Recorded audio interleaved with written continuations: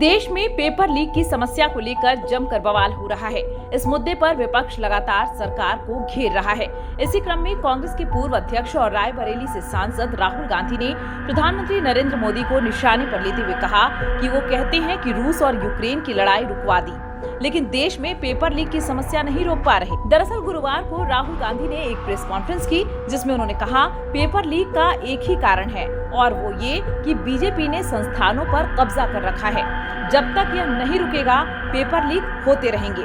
NEET paper और UGC के net paper leak हुए हैं। कहते हैं कि यूक्रेन और रूस की लड़ाई मोदी जी ने रोक दी थी और इजराइल और गाजा की लड़ाई भी बोलते हैं कि मोदी जी ने रोक दी थी, लेकिन वह देश में पेपर लीक की समस्या को रोक नहीं पा रहे हैं। राहुल गांधी ने हमला जारी रखते हुए आगे कहा, जैसे मध्य प्रदेश में व्यापम हुआ था, वैसे ही नरेंद्र मोदी व्यापम को पूरे देश में फैला रहे हैं। पेपर लीक इसलिए होता है क्योंकि शिक्षा व्यवस्था पर बीजेपी के लोगों ने कब्जा किया हुआ है।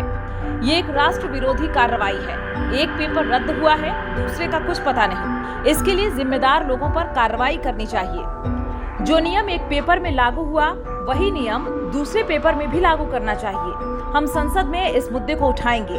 अब लोग चुप नहीं रहने वाले। सरकार पंगु है, एक पैर पर टिकी है। प्रधानमंत्री का पूरा ध्यान स्पीकर चुनाव पर है। वो मनोवैज्ञानिक रूप से टूट गए हैं। इस तरह की सरकार चलाना उन्हें नहीं आता। बनारस में उनकी कार पर किसी ने चप्पल फेंक दिया। पहले कांग्रेस नहीं डरती थी, अब देश में कोई नहीं डरता। 56 इंच की छाती 30-32 हो गई है। पीएम मोदी के काम करने का तरीका डराने धमकाने वाला है, लेकिन अब कोई नहीं डरता।